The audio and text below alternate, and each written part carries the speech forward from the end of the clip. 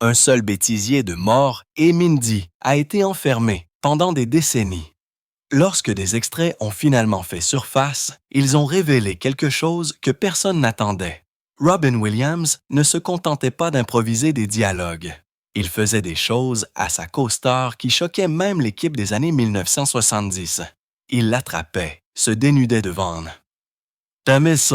et apparaissait même complètement nu sur le plateau pendant qu'elle essayait de jouer. Le réalisateur a admis qu'il l'avait vu faire, mais n'a rien fait. Les scénaristes laissaient des trous dans les scripts, sachant que Robin ferait quelque chose d'imprévisible. La question est de savoir pourquoi la sitcom la plus douce d'Amérique cachait un secret aussi sombre. En mai 1977, le fils de 8 ans de Gary Marshall, Scott, a soudainement cessé de regarder Happy Days. Il était collé à Star Wars, courant partout en prétendant être R2-D2 et C3PO. Lorsque Marshall lui a demandé pourquoi il ne regardait plus l'émission de son père, Scott a répondu « Il n'y a pas d'extraterrestres dans Happy Days ». Cette seule phrase a frappé Marshall de plein fouet. Son propre fils était plus intéressé par une galaxie lointaine, très lointaine, que par la sitcom nostalgique qu'il avait créée.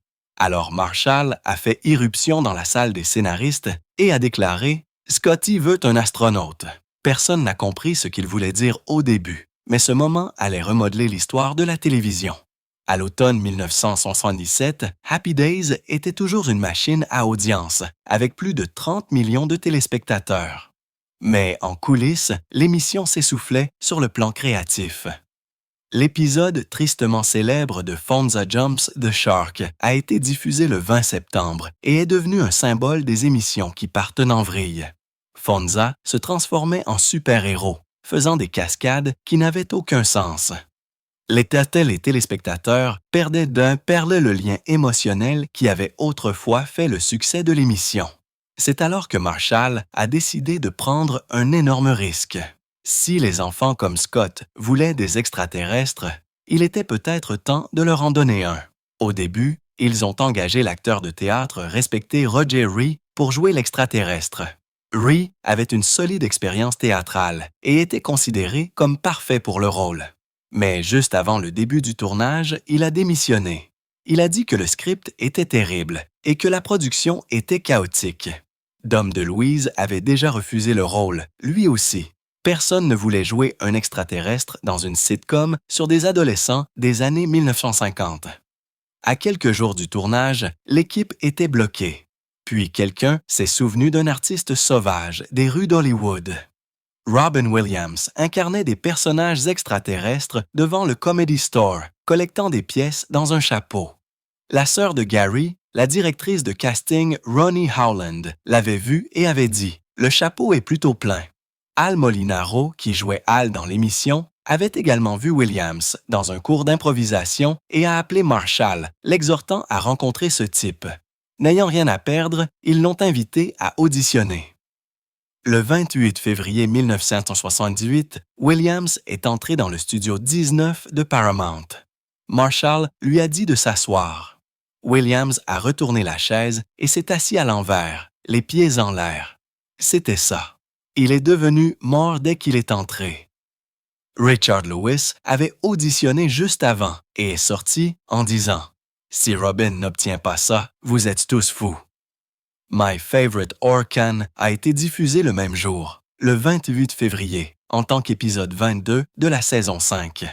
Dans l'épisode, Mort arrive dans une soucoupe volante pour kidnapper Richie Cunningham comme spécimen. L'intrigue a été écrite comme une séquence de rêve pour éviter de ruiner le décor de l'émission. Mort a combattu Fonzie, créant l'une des scènes les plus étranges jamais vues dans Happy Days. Les critiques ont détesté, mais personne ne s'en souciait. Robin Williams a volé la vedette. Son énergie et ses improvisations ont submergé le script faible. Le public a vu quelque chose qu'il n'avait jamais vu auparavant. L'épisode est devenu l'un des plus populaires de l'histoire de Happy Days, obtenant une note de 8,5 sur 10 sur IMDb. Seulement 4 jours après la diffusion de l'épisode, ABC a engagé Robin Williams pour un spin-off. Ils n'ont pas attendu un pilote. Ils ont juste assemblé des images de son apparition dans Happy Days avec des extraits de Pam Dober d'un pilote raté appelé Sister Terry. Mort et Mindy étaient nés. Il avait été diffusé en septembre 1978 et est devenu un succès instantané. Il a obtenu une note de 20,6 Nielsen et s'est classé troisième au niveau national, juste derrière Laverne and Shirley et Three's Company. Il a même battu Happy Days. ABC a utilisé Mort et Mindy dans sa programmation du jeudi soir, le plaçant entre Happy Days et Laverne and Shirley. Les audiences ont grimpé en flèche. L'émission Angie, qui en a été diffusée juste après, a obtenu une part de 41 rien que grâce à l'avance de Mort. Pendant un certain temps, ABC a eu 6 des 10 meilleures émissions du pays. Au cours de la semaine où Roots de Sutu a été diffusée, Mort et Mindy a même battu des parties de cette mini-série historique. Mort n'était pas seulement un personnage de télévision. Il est devenu une vague culturelle. Ses bretelles arc-en-ciel étaient vendues dans toute l'Amérique. Les gens faisaient la queue pour acheter des figurines et des vaisseaux spatiaux en forme d'œuf. Des magasins comme Sears ne pouvaient pas répondre à la demande. Le geste de la main Nanu Nanu de Robin est devenu aussi emblématique que le salut vulcain de Spock.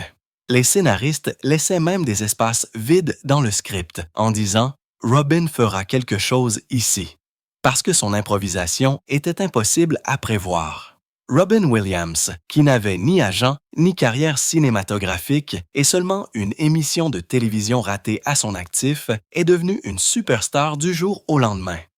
Il se produisait dans de minuscules clubs et sur les trottoirs à peine un an plus tôt. Sa première scène était un bar à San Francisco, appelé le Holy City Zoo, où il travaillait comme barman avant qu'il ne le laisse vraiment se produire. David Letterman, qui a vu Williams pour la première fois au Comedy Store, a déclaré « Voilà ma chance dans le show business qui s'envole ». Même Happy Days a dû s'adapter à la célébrité de Moore. En syndication, ils ont monté des rediffusions pour ajouter des scènes montrant Mort effaçant la mémoire de tout le monde afin de correspondre au nouveau spin-off.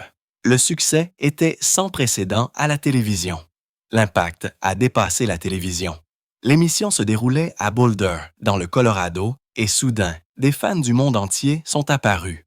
La maison utilisée dans l'émission a été achetée 80 000 $ en 1974 et vaut maintenant 3,1 millions de dollars. Les touristes visitent toujours Pearl Street Mall et le campus de l'Université du Colorado juste pour se sentir plus proche de Moore. Boulder a tout adopté, offrant des visites guidées et transformant l'émission en une partie de l'héritage de la ville. Lorsque Pam Dober s'est finalement confiée en mars 2018, personne ne s'attendait à ce qu'elle dise. Elle était restée silencieuse pendant près de 40 ans.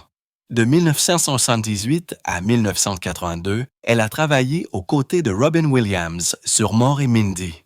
L'émission a fait d'eux deux des stars, mais ce qui s'est passé en coulisses est quelque chose que personne en dehors du studio n'a jamais vu. Elle a dit que les choses que Robin lui faisait étaient dégoûtantes. Il se dénudait devant elle, l'attrapait et la plottait même pendant le tournage. Elle a dit que ça arrivait souvent. Mais ce qui a encore plus choqué les gens, c'est qu'elle a dit qu'elle ne s'était jamais sentie offensée. Elle pensait que c'était amusant. Elle a blâmé son charme. Même maintenant, elle a dit « Si vous l'écrivez, ça a l'air horrible ». Mais il avait ses yeux pétillants. Cette façon de faire en sorte que tout cela ressemble à une blague. Gary Marshall, qui a produit l'émission, a confirmé ce qu'elle a dit. Il se souvenait de Robin debout complètement nu devant elle pendant qu'elle essayait de jouer. Ce n'était pas une ou deux fois. Il le faisait si souvent que les gens ont cessé de réagir. Le réalisateur Howard Storm l'a dit aussi. Robin se déshabillait entre les prises ou pendant les répétitions comme si cela faisait partie de sa routine. Pam a même admis qu'il se présentait nu sur le plateau juste pour faire le pitre. Personne ne l'arrêtait. Tout le monde l'acceptait. C'était comme ça. Un jour, Howard Storm a vu quelque chose de pire. Il y avait une actrice plus âgée sur le plateau qui jouait la grand-mère de Mindy. Robin s'est faufilé derrière elle et l'a piquée entre les fesses avec une canne. Storm l'a vu faire et ne l'a pas arrêté. Il a juste ri. Il a dit plus tard qu'il pensait qu'elle allait crier ou être en colère, mais elle ne l'a pas fait. Et personne n'a dit un mot. Ce moment a clairement montré à quel point tout cela était devenu normalisé. Quand Robin s'ennuyait, les choses s'aggravaient. Il attrapait Pam au milieu d'une scène, pas dans le script, pas prévu, juste sorti de nulle part. Storm a dit qu'il disait à Robin que ce n'était pas écrit dans le script de tripoter Pam. Et Robin disait juste « Oh, d'accord » et passait à autre chose. Mais ensuite, cela se reproduisait. Robin la luttait, la pelotait entre les prises et attrapait des parties de son corps pendant que les caméras tournaient. Ensuite, il s'arrêtait et recommençait la scène comme si de rien n'était. Et ça ne s'est pas arrêté là. Pam a dit qu'il lui pétait même dessus. Elle a dit que c'était certaines des choses les plus dégoûtantes qu'elle ait jamais vécues, mais elle a continué à le défendre. Elle a dit que c'était juste les années 1976. Elle a dit qu'il avait un cœur gigantesque. Elle n'arrêtait pas de dire qu'elle avait l'impression qu'ils étaient frères et sœurs, mais les choses qu'elle décrivait ne ressemblaient pas à des moments entre frères et sœurs. Elles ressemblaient à un schéma de harcèlement. Pourtant, Pam n'arrêtait pas de dire que ce n'était jamais censé être nuisible. Robin ne se contentait pas de plaisanter physiquement. Il s'amusait aussi avec le script. Il lançait des jurons en espagnol, en russe et même en yiddish. Il le faisait juste devant les caméras, en prétendant que c'était juste le langage extraterrestre de la planète Orque. La chaîne ne s'en est même pas rendu compte au début, mais une fois que les gens de ces langues ont commencé à se plaindre, ABC a dû faire venir un capteur spécial qui pouvait comprendre jusqu'à 4 langues différentes juste pour comprendre ce qu'ils disaient. Robin en a plaisanté dans des interviews plus tard, disant qu'il aimait faire passer des choses sous le radar. Il pensait que c'était drôle, et les scénaristes le faisaient aussi. L'une d'elles, April Kelly, a réalisé quelque chose de si sournois que tout le monde a été choqué. Elle a écrit une scène en 1978 ou 1969 où Mark est invité à un bal organisé par les sœurs Benoît. Mais le nom était un piège. Il se prononçait Benoît, une référence cachée à un jouet sexuel. Les capteurs ne l'ont pas détecté parce que l'orthographe semblait française, mais la blague est passée en direct à la télévision pendant l'heure familiale. Kelly a dit que c'était l'un de ses moments les plus fiers en tant qu'écrivain. Les scripts étaient toujours courts exprès.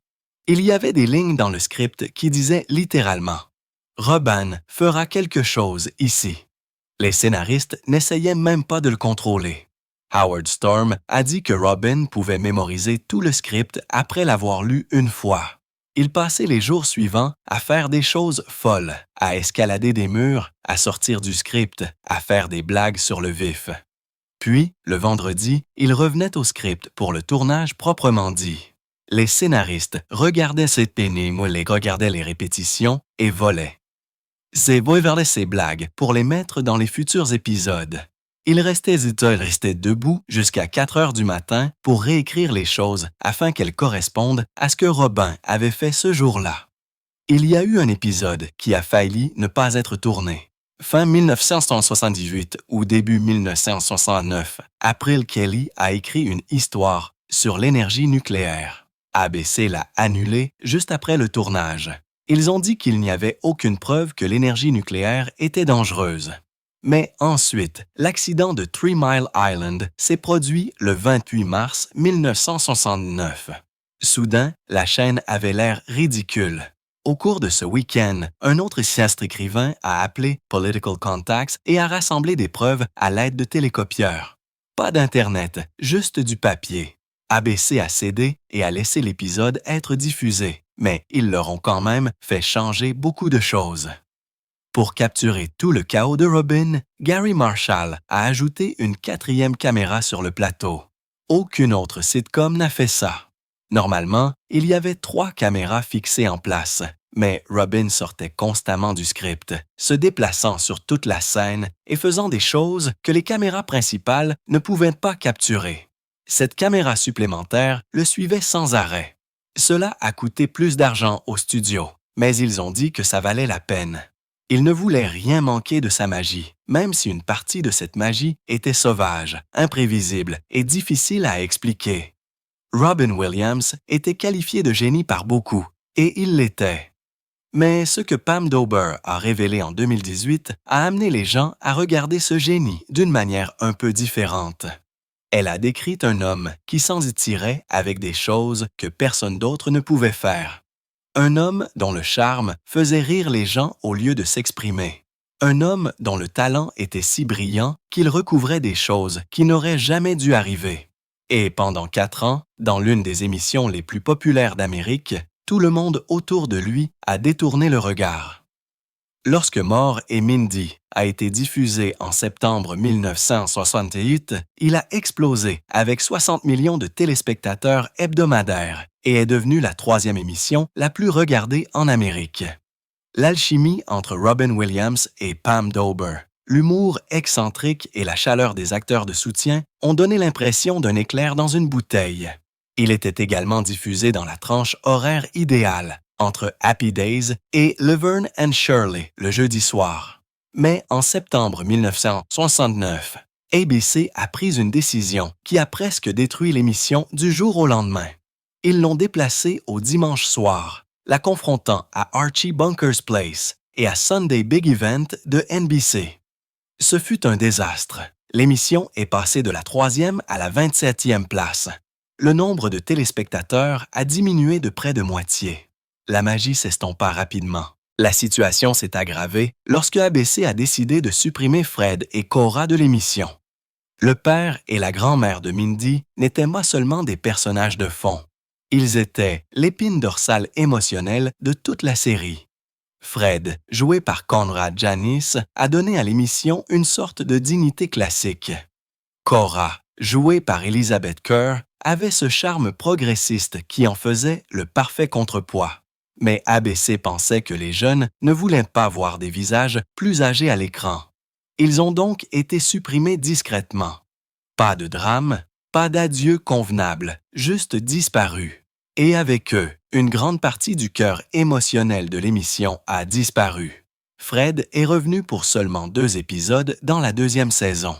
Cora n'a été vue que dans 8 autres épisodes au total. La chaleur familiale avait disparu. Puis sont venus Remo et John DaVinci. ABC a présenté ses frères et sœurs d'Ellie de Brooklyn pour ajouter un attrait à la jeunesse. Ils étaient partout dans les saisons 2 et 3, apparaissant dans 27 épisodes. Mais quand ce plan a échoué aussi, ABC a paniqué à nouveau. Au début de la saison 4, ils ont simplement été effacés de l'émission. Pas de sortie, pas de mention. Les téléspectateurs ont été laissés perplexes.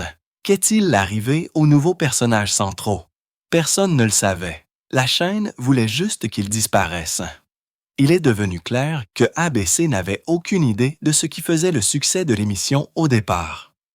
La pire décision a été prise lorsque ABC a essayé de contrôler Robin Williams. Dans la première saison, les scénaristes laissaient de l'espace dans les scripts pour qu'ils se déchaînent. Les instructions disaient littéralement des choses comme « Robin fera quelque chose ici ». Cette liberté était la magie. Mais dans la 2e saison, ABC voulait une sitcom traditionnelle. Ils ont forcé tout dans de petites intrigues bien rangées et ont enfermé l'énergie de Williams. Il s'est ennuyé. Il a cessé d'utiliser les slogans comme « Nanou Nanou » et « Chassebot ». L'étincelle qui faisait sentir l'émission vivante a commencé à s'estomper. Les téléspectateurs l'ont remarqué. Les chiffres ont chuté. L'âme de l'émission était en train d'être étouffée. Au moment où la saison 4 est arrivée, l'émission coûtait 450 000 $ par épisode. C'était un budget énorme au début des années 1980, surtout pour une émission qui était maintenant tombée à la 60e place des audiences. La chaîne dépensait de l'argent dans une émission que de moins en moins de gens regardaient. Ils ont tenté une dernière pirouette en faisant venir Jonathan Winters pour jouer le fils de Mork, Myrthe. C'était intelligent. Les Orcanes vieillissent à l'envers, mais même ce brillant duo n'a pas pu sauver l'émission. 4 saisons, 95 épisodes, et la dernière année a été un désastre financier. Puis est venu quelque chose d'encore plus sombre. En 2018, une biographie intitulée « Robin » par Dave Zoff a révélé des histoires troublantes sur ce qui s'est passé en coulisses. Pam Dober a dit que Robin Williams la tripotait souvent, se dénudait devant elle et apparaissait même nue sur le plateau. Elle a dit d'une manière qui essayait de faire en sorte que cela semble correct, comme si c'était juste un amusement inoffensif. C'était les années 70, a-t-elle dit. Elle l'a décrit comme jouer avec un chiot espiègle. Mais ce qu'elle a décrit, la prendre par les seins et les fesses, la maîtriser, serait considéré comme une agression selon les normes d'aujourd'hui. Et elle n'était pas la seule à être affectée. L'ensemble des acteurs et de l'équipe a appris à accepter que ce comportement faisait simplement partie de l'émission. Le réalisateur Howard Storm a admis que Williams avait un jour enfoncé une canne entre les fesses de l'actrice âgée qui jouait Cora. Au lieu de l'arrêter, Storm a ri. Il a dit qu'il pensait qu'elle se retournerait en colère, mais elle ne l'a pas fait. Personne ne l'a fait. Tout le monde a balayé cela comme si c'était juste Robin qui était Robin. Les notes de production laissaient même de l'espace pour son chaos, comme si ses éclats n'étaient qu'un autre accessoire de plateau. Les scripts disaient « Robin fera quelque chose ici », et ce qu'il faisait n'était pas toujours de la comédie. L'environnement de travail est devenu instable. Williams arrêtait des scènes pour tripoter Dober au milieu d'une ligne, puis il recommençait. Tout le monde faisait comme si rien ne s'était passé, même lorsque l'émission luttait pour survivre. Même lorsque les enjeux étaient élevés, les règles ne s'appliquaient pas à Robin. Le réalisateur le réprimandait gentiment. Ce n'est pas dans le script. Et il souriait et passait à autre chose. Ce n'était pas seulement toléré, c'était intégré à la façon dont l'émission fonctionnait. Lorsque Mork et Mindy a été diffusée en 1978, elle était imparable. Mais ils ont ensuite pris une décision si mauvaise qu'elle a pratiquement tué l'émission du jour au lendemain. Au lieu de la maintenir en sécurité le jeudi soir, où elle prospérait, ABC a décidé de la déplacer au dimanche pour la saison 2. Cela a mis Mork et Mindy face à All in the Family, qui dominait déjà cette soirée. Les jeunes fans qui aimaient Mork n'allaient pas le suivre dans cette tranche horaire, et les téléspectateurs plus âgés n'allaient pas passer d'Archie Pump Bunker. Le résultat a été brutal. L'émission est passée de la 3e à la 27e place dans les audiences. C'était comme regarder une fusée chuter de l'espace. L'élan avait disparu et n'est jamais revenu complètement. Dans la saison 3, ABC a paniqué. Ils ont essayé de tout réparer en même temps. Ils ont ramené l'émission au jeudi, ont fait revenir Fred et Cora, qui avaient été coupés à tort, ont ajouté une sous-intrigue de garderie avec de nouveaux enfants et ont présenté l'amie de Mindy, Glenda. Ils ont même diffusé un épisode d'1 heure intitulé « Putting the Orc Back in More », en espérant que ce seul nom ramènerait la magie. Mais rien n'a fonctionné. Ils ont poussé Robin plus fort que jamais, en ajoutant des cascades folles comme un épisode en 3D, juste pour attirer l'attention. Mais les audiences ont continué à baisser. À la fin de cette saison, elle était tombée au numéro 49. Puis est venue la syndication en 1982. Habituellement, cela donne aux émissions une seconde vie. Mais pas Mork et Mindy. Les téléspectateurs ne voulaient pas de rediffusion. Les stations ont retiré l'émission rapidement. Certaines ont cessé de la diffuser après un seul été. En 1 an, Mork et Mindy avaient disparu de la plupart des villes. Les premières saisons n'ont pas pu la sauver et les suivantes avaient laissé des goûts. Pour une émission qui attirait autrefois 40 millions de téléspectateurs, c'était une fin choquante. Dans un dernier pari, ABC a fait un choix de casting audacieux. En 1982, ils ont fait venir Jonathan Winters, âgé de 60 ans, pour jouer le bébé de Mork. Puisque Mork était un extraterrestre, l'idée était que son enfant vieillirait à l'envers. Winters était une légende de la comédie et une énorme influence sur Robin Williams. Ils avaient une alchimie électrique, mais pas du genre qui pourrait prospérer sous les scripts du réseau. Pourtant, l'émission était désespérée. Les audiences avaient chuté jusqu'au numéro 60 dans la saison 4. Même Winters n'a pas pu renverser la situation. En coulisses, ABC essayait toujours de la sauver. Ils ont eu une nouvelle idée audacieuse pour la saison 5.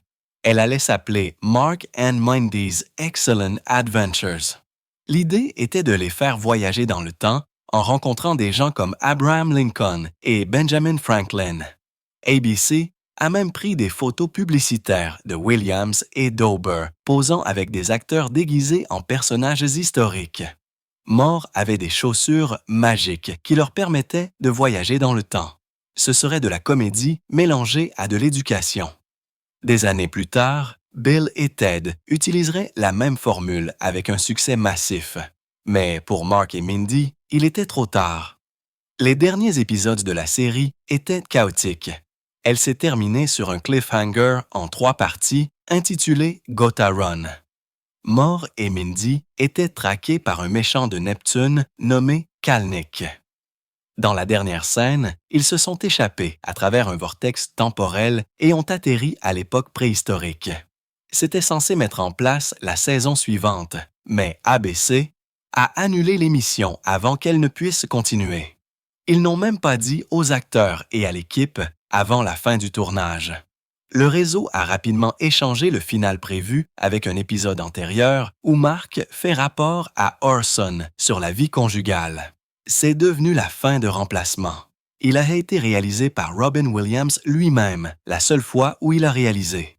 Mais encore plus troublant que la chute de l'émission était ce qui est sorti plus tard sur l'environnement en coulisses. Entre 1978 et 1982, Pam Dober est restée silencieuse sur ce qu'elle a enduré. Quand elle a finalement parlé en 2018, 4 ans après la mort de Williams, ses mots ont été choquants. Elle a dit qu'il la tripotait constamment, l'attrapait, se dénudait devant elle et la pelotait même pendant les scènes. Il s'est une fois caché derrière des portes complètement nues, sachant qu'elle allait les ouvrir. Elle a dit qu'il lui pétait dessus et la maîtrisait pendant le tournage. Ce n'était pas seulement 1 ou 2 moments. C'était un schéma qui a duré des années. Le réalisateur Howard Storm a admis que Robin se présentait en ayant l'air d'une épave après des nuits sauvages de fêtes et de sexe, mais personne n'a rien dit. Ils ont tous excusé cela comme faisant partie de son génie. Même Pam elle-même a dit « Je ne me suis jamais senti offensée et c'était tellement amusant », en balayant cela avec des phrases comme « C'était les années 70 après tout ». C'était l'excuse que tout le monde utilisait à l'époque. Williams a même une fois mis une canne entre les fesses d'une actrice âgée, jouant la grand-mère de Mindy. Tout cela était traité comme faisant partie de la comédie. Le monde du divertissement a accepté ce comportement pendant des décennies. Si un homme était talentueux et drôle, il était intouchable. Tout ce qu'il faisait était considéré comme du génie ou un amusement inoffensif. Le même charme et la même étincelle qui ont fait de Robin Williams une icône mondiale l'ont également protégé du genre de conséquences auxquelles d'autres personnes auraient été confrontées. C'est pourquoi, lorsque Pam a finalement raconté son histoire en 2018, elle a atterri pendant l'ère de Trident 2, mais n'a pas suscité d'indignation. Les gens le voyaient toujours comme l'extraterrestre adorable qui disait « Nanou, nanou ». En fin de compte, Morgan Mindy n'était pas seulement une émission qui a perdu ses audiences. C'était une histoire de la façon dont l'un des plus grands succès de la télévision a été lentement détruit par de mauvaises décisions. Un désespoir fou et une culture qui ignorait un comportement grave en coulisses. Elle est passée du numéro 3 des audiences au numéro 60 en seulement 4 ans. Elle s'est terminée sur un cliffhanger que personne n'a jamais résolu. Et même si ABC rêvait autrefois d'envoyer Moore à travers le temps pour rencontrer les plus grands esprits de l'histoire, tout ce qui restait était un clip show silencieux et le son d'un vortex qui n'a jamais été fermé.